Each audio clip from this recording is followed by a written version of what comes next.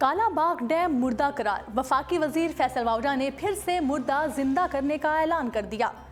Imran Khan Kala Bagh dam بنا کر اگلی 2 ٹرمز میں بھی وزیر اعظم بن سکتے ہیں۔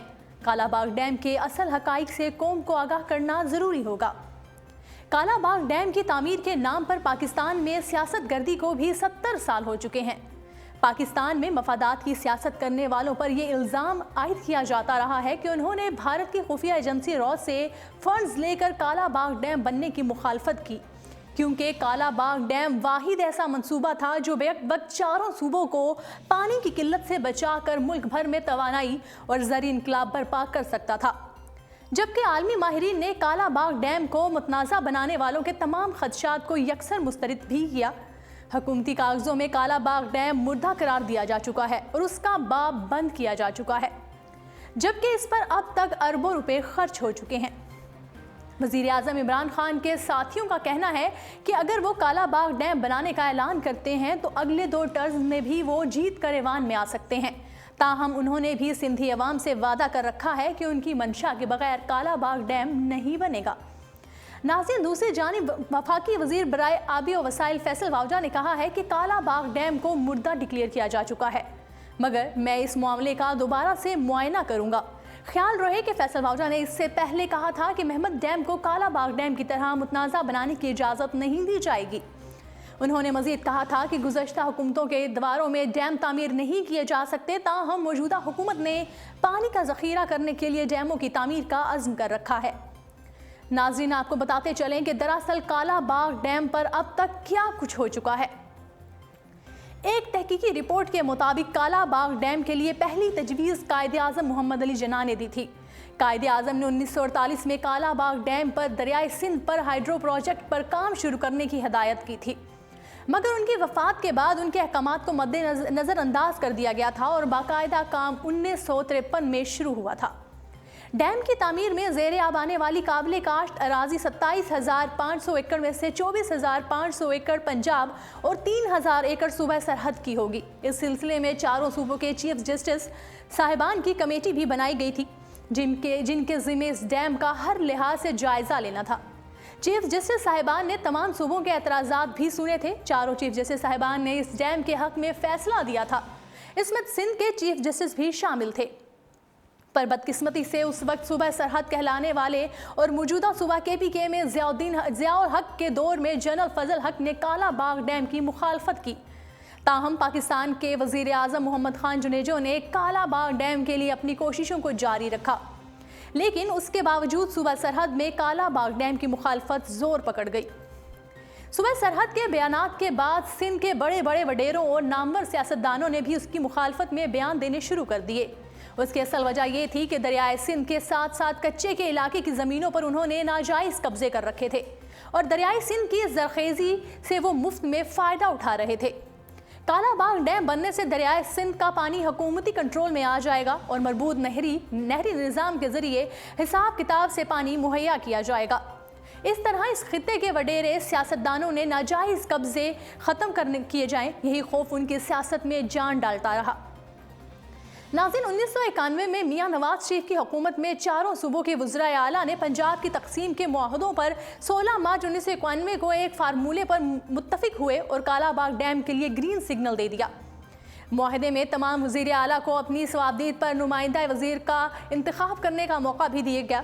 چنانچہ پنجاب کی طرف سے وزیر اعلیٰ غلام حیدر وائی کے ساتھ شاہ محمود قریشی، سندھ کی طرف سے وزیر اعلیٰ جام صادق علی کے ساتھ ان کے وزیر قانون سید مظفر شاہ، سرحد کی طرف سے وزیر اعلیٰ میر افضل خان کے ساتھ ان کے وزیر خزانہ محسن علی خان اور بلوچستان کی طرف سے وزیر اعلیٰ میر تاج محمد جمالی کے ساتھ ان کے ہوم منسٹر ذوالفقار مکسی نے نمائندگی کے فرائض انجام دیے تھے۔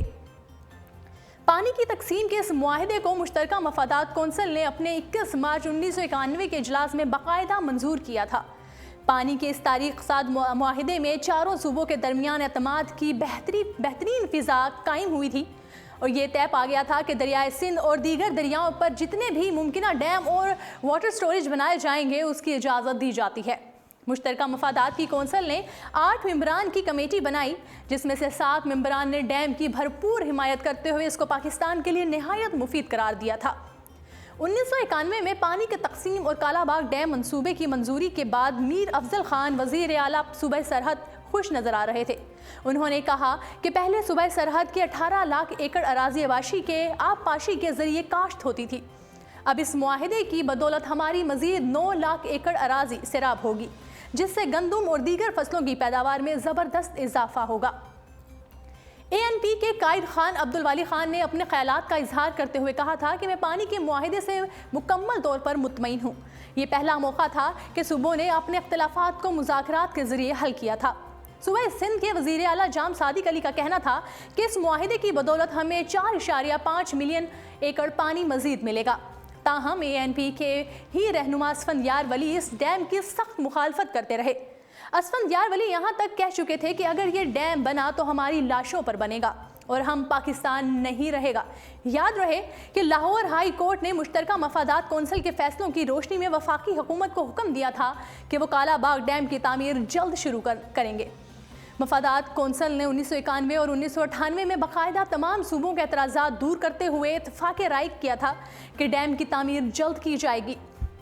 برطانوی صحافی ایلس البینیا دریائے سندھ کے آغاز تا اختتام 2000 میل مشکل سفر کے تجربات اور مشاہدات پر مبنی اپنی کتاب امپائرز آف دی انڈس میں کالا باغ ڈیم پر لگائے گئے اعتراضات کے بارے میں تنزن لکھتی ہیں کہ کچھ فتونے پاکستان اس حد تک پیشن گوئی کرتے ہیں کہ منصوبے سے پاکستان کی پنجابی فوج کا سیاست اور پانی دونوں پر غلبہ قائم ہوگا، جس سے ملک میں ایک اور خانہ جنگی چھڑ جائے گی۔ شمس الملک نے جو وابطہ کے چیئرمین اور صوبہ خیبر پختونخوا کے وزیر اعلیٰ بھی رہے تھے، انہوں نے اپنا موقف بیان دیا کہ اس ڈیم کی حمایت کرتے ہوئے کہا کہ ہم ڈیم کیوں ضروری ہے۔ کالا باغ ڈیم کے بارے میں ان سے بڑی اتھارٹی اور سندھ اور کوئی نہیں ہو سکتی۔ ایسی سند کہ ایک بار ان کو مرحوم عبدالوالی خان نے بلا کر کہا کہ تم پٹھان ہو کر کالا باغ ڈیم کی حمایت کرتے ہو، تو انہوں نے جواب دیا کہ یہ کالا باغ ڈیم خود میرے صوبے کے لیے سخت ضروری ہے۔ کالا باغ بند کا ذخیرہ صوبہ خیبر پختونخوا میں واقع ہوگا، لیکن بجلی پیدا کرنے والے ٹربائن اور تعمیراتی صوبائی سرحد کے باہر صوبہ پنجاب میں واقع ہوں گے۔ صوبہ پنجاب وفاق سے پیدا ہونے والی بجلی پر رائلٹی کا حقدار تصور کیا جاتا ہے۔ اس اعتراض کو رفع کرنے کے لیے دراصل صوبہ پنجاب نے وفاقی رائلٹی سے دستبردار ہونے کا فیصلہ کیا تھا۔ دوسرا اعتراض یہ کہ ڈیم کے پانی سے صوابی نوشہرہ اور مردان کے علاقے ڈوب جائیں گے۔ یہ عوام کو گمراہ کرنے کے لیے پھیلایا گیا ایک سیاسی نعرہ تھا۔ ادھر صوبہ سندھ کے مطابق کالا باغ بند میں ذخیرہ ہونے والا پانی صوبہ پنجاب اور صوبہ سرحد کی زرعی زمینوں کو سیراب کرے گا، جبکہ یہی پانی سندھ کی زرعی زمینوں کو سیراب کر رہا ہے۔ کالا باغ ڈیم پر اعتراض کیا جاتا رہا کہ دریائے سندھ کا سارا پانی ڈیم میں روک لیا جائے گا اور سندھ کی زمینیں ویران اور برباد ہو جائیں گی۔ یہ صوبہ سندھ کا اعتراض ہے۔ اس اعتراض کی حقیقت کچھ یوں ہے کہ دریا کا پانی مسلسل تیز بہنے کی وجہ سے سمندر میں گر کر ضائع ہو رہا ہے۔ اگر ڈیم بن جاتا ہے تو ایک ہفتے کے اندر ڈیم میں مطلوبہ پانی کی مقدار پوری ہو جائے گی۔ اس کے بعد پانی کی وہی مقدار بہے گی جتنی اب بہ رہی ہے۔ البتہ ڈیم بننے کے بعد پانی ضائع ہو کر سمندر میں نہیں گرے گا، بلکہ اسی پانی کی نہریں بنائی جائیں گی اور بہاولپور سے ہوتی ہوئی سندھ کے اندر بنائی جائیں گی، جس سے سندھ کو سب سے زیادہ فائدہ ہوگا۔ اس لیے یہ اعتراض بالکل حقیقت کے خلاف ہے۔ گو صوبہ بلوچستان کالا باغ ڈیم کی تعمیر سے متاثر نہیں ہوتا، مگر کئی قوم پرست سردار اس منصوبے کی تعمیر کو صوبہ پنجاب کی چھوٹے صوبوں سے کی گئی ایک اور زیادتی تصور کرتے ہیں۔ حقیقت میں کالا باغ ڈیم بند کی تعمیر میں صوبہ بلوچستان کو کچی نہر کی مدد سے اپنے حصے کی پانی کے علاوہ اضافی پانی بھی دستیاب ہو سکے گا۔ ناظرین، آپ کو بتاتے چلیں کہ دنیا بھر کے ماہرین نے باقاعدہ سروے اور تحقیق کے بعد کالا باغ ڈیم کو دنیا کا موزوں ترین اور پاکستان کے 4 صوبوں کے لیے فائدہ مند قرار دیا ہے۔ ان میں ورلڈ بینک کی مطالباتی ٹیم کے اہم رکن شامل ہیں۔ ان کے ماہرین میں ڈاکٹر پیٹر لیف نک بھی شامل ہیں۔ عالمی شہرت یافتہ ڈاکٹر سوریج بھی کالا باغ ڈیم کی جگہ اور سائٹ کو موزوں ترین قرار دے چکے ہیں۔ ان ممتاز ماہرین نے اس دشوار گزار علاقے کا ایک عرصے تک سروے کیا اور نتائج اخذ کرتے ہوئے انہوں نے کہا کہ یہ دنیا کی موزوں ترین سائٹ قرار دیا ہے۔ کالا باغ ڈیم پاکستان میں توانائی کے بحران کا مکمل خاتمہ کر سکتا ہے۔ ڈیم سے 36,000 میگا واٹ بجلی پیدا ہوگی۔ بعد میں بجلی کی پیداوار 45,000 میگا واٹ تک بڑھا دی جائے گی۔ کالا باغ ڈیم باقی سب ڈیموں کی نسبت سب سے سستا اور قدرتی ڈیم ہے۔ اس کے ارد گرد پہاڑ ہیں، صرف فرنٹ سے گیٹ لگائے جانے سے ڈیم بن جائے گا۔ काला बाग डैम बनने से 3.5 लाख एकड़ जमीन आबाद होगी, जिससे सूबा बलूचिस्तान में तरक्की की एक लहर आएगी। काला बाग डैम बनने से सबसे ज्यादा फायदा सूबा सिंध को होगा। उसकी 8 लाख एकड़ बंजर जमीन आबाद हो जाएगी। इस तरह सूबा पंजाब और सूबा सरहद की भी बिलतरतीब 6 लाख एकड़ और 5 लाख एकड़ जर्री जमीन आबाद होगी। हर साल सैलाब से लाखों अफराद और लाखों एकड़ जमीन मुतासिर होती है। डैम के बनने से पानी कंट्रोल में होगा और सैलाब बिल्कुल खत्म हो जाएंगे। बिजली की पैदावार, जिसका पूरे पाकिस्तान में शदीद बहरान है, उससे छुटकारा मिल जाएगा और तकरीबन 4000 मेगावाट बिजली पैदा होगी।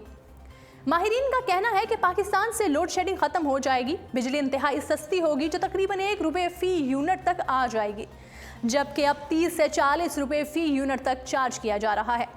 काला बाग डैम का सबसे ज्यादा फायदा खैबर पीके और सिंध को होगा। उनके बकौल ये डैम ना बनने के बाइस इस वक्त सिंध को सालाना 30 अरब, खैबर पख्तूनख्वा और सालाना 22 अरब रुपए का नुकसान हो रहा है।